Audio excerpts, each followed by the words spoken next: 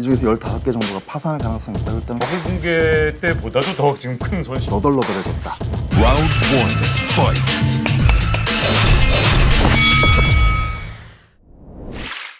안녕하세요. 박종훈의 경제한방. 이번에 17번째 시간입니다. 이 손정희 소프트뱅크 이 회장 얘기를 좀 해볼까 하는데요. 이 최근에 소프트뱅크가 창업 이래 최악의 실적을 내면서 이제 손정희 회장이 손댄 사업들이 의문과 불신 속에서 혹시라도 좀 잘못되는 거 아니냐 이런 걱정들이 굉장히 많이 나오고 있습니다. 그리고 이 최근에는 비전 펀드가 계속 지속할 수 있는지에 대한 의문도 나오고 있는데, 자, 이 손정희 회장의 비즈니스 근황 그리고 비전 펀드의 투자 성적에 관해서 아마 많은 분들이 이분이 쓰신 기사를 아마 참고할 것 같습니다. 그래서 오늘은 중앙일보 이코노미스트의 김유경 기자를 모셨습니다. 안녕하세요. 네, 반갑습니다. 네, 안녕하세요. 반갑습니다.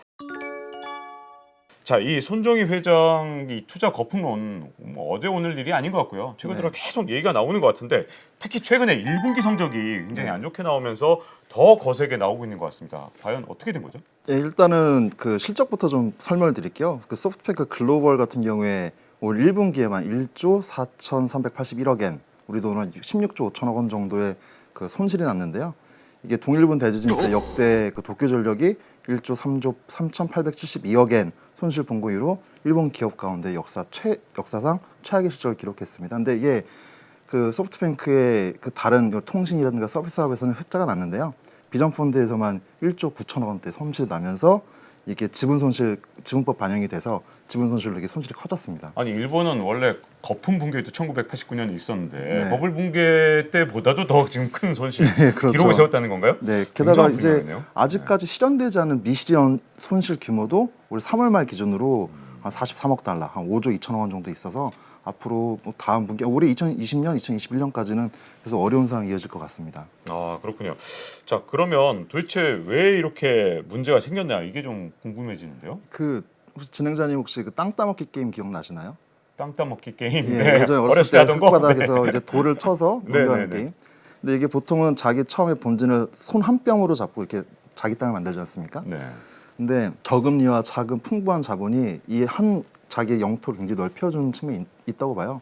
손 회장 같은 경우는 돌을 쳐서 점을 찍고 이 점과 점을 연결해 선을 만들고 이 선을 묶어서 면이 되면 이걸 모두 자기 비즈니스화하는 그런 방식의 이제 투자를 했었는데, 오, 비유가 아주 찰지다 이런 생각나는데요. 네. 근데 이게 본진이 너무 넓다 보니까 돌을 좀 멀리 쳐도 되는 거죠. 멀리 쳐도 좀 부담이 적으니까. 네. 그랬는데 어느 순간 이제 코로나19 사태를 비롯해서 그 거품론 같은 게 제기가 되면서 이게 돌아올 땅이 점점 줄어드는 거예요. 그럼 칠수가 돌아오기가 굉장히 어려워진 상황이 된 거죠. 그래서 지금 손정희 회장 같은 경우에는 비전 펀드의 포트폴리오 회사가 88개인데 이 중에서 15개 정도가 파산할 가능성이 있다고 일단 손 회장 본인이 언급을 한 상태고요. 네. 그래서 앞으로 손정희 회장이 그 비즈니스가 계속 이어질 수 있을 것이냐, 뭐 이런 의견도 나오고 있고, 특히나 이제 손 회장이 VC 업계에서 굉장히 큰 투자를 많이 하다 보니까 업계 내에서 기업 가치를 너무 부풀려놨다, 손 회장이. 이런 비판도 많이 받고 있고요. 네. 손 회장이 상당히 좀 외롭고 고립된 상황이 좀 처해 있고요. 그래서 지금 투자자를 비롯해서 VC 업계, 스타트업 업계 모두로부터 비난을 받고 있어서 좀 사실 좀 쉽지 않은 상황인 것 같습니다. 사실 굉장히 어려운 상황인데 이 손 회장은 난 여유 있다. 뭐 아직 뭐 비난받을 때도 있는데 뭐 버틸만하다 이런 태도인 것 같아요. 그래서 과연 진짜 안심해도 되는가 이렇게 보기 좀 어려운 게 지금 알리바바 주식까지 판다는 얘기가 있더라고요. 그 얘기는 사실은 진짜 어려운 게 아닌가 이런 생각이 좀 들거든요. 근데 손 회장이 굉장히 강철 멘탈로 유명하고요. 그리고 여러 가지 사업 여태까지 30년 여러 사업을 해오면서 그 본인에게 쏟아지는 수많은 비판과 비난에도 꿋꿋하게 사업을 이어왔었는데, 이번에는 예수까지 좀 얘기를 꺼냈더라고요. 예수 생전에는 이제 비난을 받았다. 네. 모두 왜 내 뜻을 몰라주니? 뭐 이런 식인데, 손 회장이 좀 재밌는 게 그 손 회장이 그 사업을 그 소프트뱅크 왕국을 300년 왕국을 만들겠다는 뜻을 갖고 있어요. 네. 그래서 300년 단위로 가려면 그 최소한 그 필요한 기업이 5,000개 정도 된다고 본인은 얘기하고 있어요. 근데 아직 시작에 불과한데 300년 기업을 만들려면 이거를 역순으로 30년씩 끊어서 이게 앞으로 어떻게 기술이 어떻게 발전할 것이고 앞으로 산업이 어떻게 변화할 것이고 소비자들은 어떻게 변할 것인가에 대해 염두에 두고 그것과 관련된 기업들을 투자한다, 이런 방침이기 때문에 당신들은 10년 뒤, 20년 뒤를 보지만 난 300년을 보는 투자자이기 때문에 당신들이 내 뜻을 모르는 것뿐이다 이렇게 대답하고 있고요. 그 작년 그 2019년도 가을 실적 발표 때도 일본어로는 보로보로라고 하는데 너덜너덜해졌다 이렇게 잘 본인을 표현하기도 했었어요. 네. 되게 위트 있게 넘겼는데 그래서 그 상황 자체를 어찌 보면 되게 좀 가볍고 좀 어렵지 않게 넘기려는 것 같긴 한데 사실은 그 여러 가지 비난 쏟아지는 상황에서 이런 유머러스한 감각이라든가 강철 멘탈이 언제까지 이어질지는 사실은 잘 모르겠고요. 게다가 특히나 이제 엘리엇 펀드라고 아시죠? 네. 그 우리나라에서도 유명했죠. 유명했죠. 네. 엘리엇 펀드가 지금 소프트뱅크에 투자를 한 상태인데 2015년도로 돌아가서 2015년도에 엘리엇이 삼성전자한테 요구한 게 3가지가 있어요. 그때 이사회에 자기 사람들을 좀 넣어줄 것, 그리고 배당을 늘려줄 것, 그다음 삼성전자 나스닥에 상장해줄 것. 이 3가지를 요구했는데 삼성전자 사실 그 받았는지 안 받았는지는 확실하지 않지만 변화가 없는 걸 보면 안 받은 걸로 보이는데 지금 소프트뱅크 손정희 회장 같은 경우는 엘리엇의 안을 한 2가지 정도는 절충해서 받은 것 같아요. 그래서 그럼 엘리엇의 그 저 벌처본드라고 불리는 저 엘리엇의 제안까지 받아들여야 될 정도면은 좀 회사 상황이 썩 좋진 않다. 뭐 이렇게 봐야 될 것 같아요. 이 반전이 발등에 불이 떨어졌다 이런 느낌이 좀 드는데 이 네. 소프트뱅크한테 결정적인 타격을 줬던 게 위워크라는 얘기가 있잖아요. 네. 근데 위워크 같은 경우는 결국 본체는 부동산업 아니냐 뭐 이런 얘기도 있고 과연 이 비즈니스 모델이 어떤 성공적인 모델이 될 수 있겠느냐 이런 회의가 굉장히 많이 나오는 것 같아요. 네. 그 공유 오피스장이라는 게 참 재밌는 게 원래 기존에도 그 소호 사무실이라든가 여러 가지 그 오피스를 공유해 쓰는 비즈니스가 있었는데 네. 그 공유 오피스라는 비즈니스 자체가 나쁘진 않아요. 근데 위워크 같은 경우는 워낙에 선점 효과를 누리고 워낙에 좀 크게 나아가려다 보니까 앞서 말씀드렸듯이 그걸 쪼개서 팔아야 되는데 쪼개서 못 팔고 혹시 위워크 가보신 적 있으신가요? 네, 뭐 위워크는 뭐 한 번 가본 적 있습니다. 한 네. 번. 네. 가면은 뭐 그 공용 공간이라든가 사무실 공간이 굉장히 넓어요. 다른 공유 오피스에 비해서 인테리어도 굉장히 화려하고요. 네. 다른 이제 그 공유 오피스도 150 정도 하는데 위워크는 250 정도를 썼다고 하더라고요.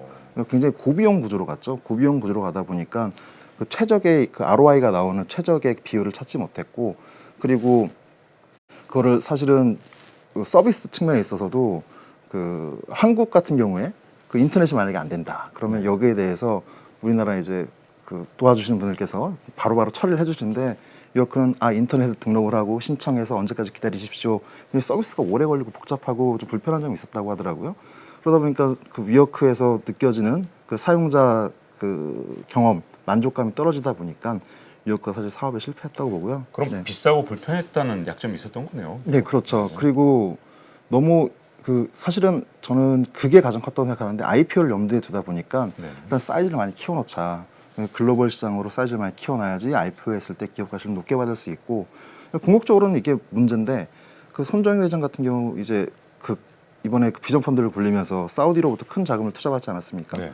이렇게 큰 자금을 투자해서 운영해 본 적이 없어요. 손정희 회장 같은 경우는 그렇기 때문에 그래요? 네, 경험이 많을 것 같은데. 경험 많은데 본인 자본이라든가 그 기껏해야 뭐 100억 달러, 10억 달러 뭐 이 정도 돈을 이렇게 굴렸는데 이번에 그 기껏해야 그 금액이 굉장히 크고. 네, 근데 이번에 비전 펀드는 1,000억 달러를 운영을 하다 보니까 이 돈이면은 뭐든지 할 수 있어라고 판단을 했고, 네. 근데 그 중동계 투자자들은 빨리 자기 자금을 회수하고 싶으니 빨리 상장을 해달라 그래서 구주 매각을 할 수 있으니 그런 이렇게 요구가 쏟아지다 보니까 일단 회사 사업을 키워놓고 이걸 상장해서 상장 기업 가치를 올려놓으면은 높은 가치의 지분을 매각할 수 있기 때문에 네. 그런 식의 여러 가지 상황이 좀 꼬여서 공유 오피스 사업에 좀 많이 좀 심한 타격을 입은 것 같고 일단 공유 오피스 사업에 비전 펀드하고 소프트뱅크가 한 150억 달러 정도 투자한 걸로 알고 있는데 지금 원래 480억 달러 밸류에이션으로 투자를 했었거든요.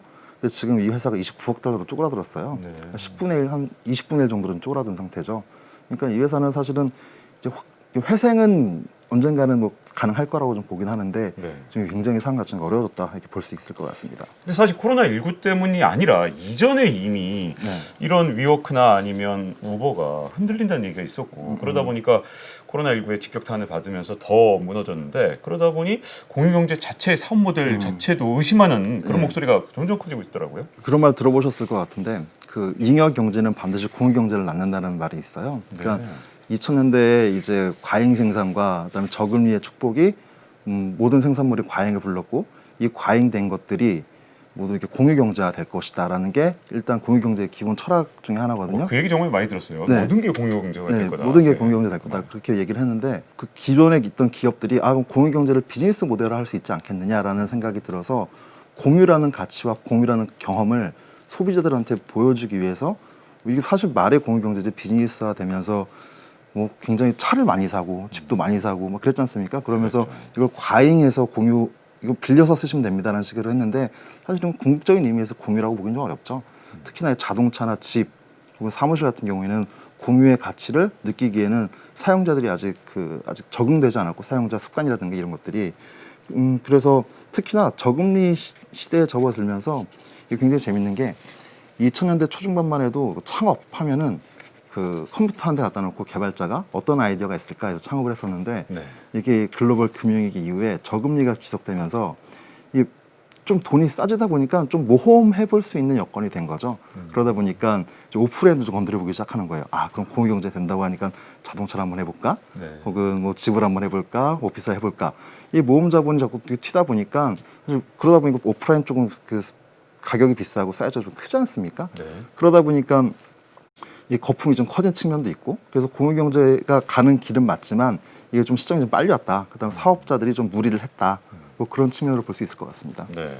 자, 그러면 어쨌든 공유경제 사업 모델에 대한 여러 가지 얘기들 나오면서 또 하나 이 흥미로운 사실이 우버는 좀 헤매고 있지만 우버 이츠는 또 장사가 잘 된단 말이죠. 네. 그러면 혹시 옥석가리가 좀 되면서 네. 잘 되는 공유경제가 있고 좀 안 되는 공유경제가 있고 앞으로 이렇게 좀 차별화가 될 건지 이것도 좀 궁금해요. 네, 그 말씀하신 대로 일단 차별화 포인트에 왔다고 생각을 하고 저는 이게 중장기적으로는 그 공유 자동차도 될 거라고 보는데 아직은 아니다. 아직은 좀 이르고 예를 들어서 지금 우버 이츠 같은 경우는 코로나19 사태로 라스트 마일 서비스가 좀 활성화되고 그리고 사람들이 밖으로 나오지 않다 보니까 활성화된 측면도 있고 그다음에 세계적으로 지금 상업용 부동산 가격이 굉장히 많이 올랐지 않습니까? 네. 그러다 보니까 그 공유 주방 같은 것도 사람들이 이제 자기의 가게를 요리사들이 자기 가게를 열고 싶은데 열 수 없으니 공유 주방을 이용해서 자기 가게를 연다든가 그다음에 뭐 한국 같은 경우에는 자기가 요리사가 되고 싶으면 뭐 주방에 들어가서 1년 정도는 파를 썰고 1년 정도는 뭐 마늘을 그렇죠. 썰고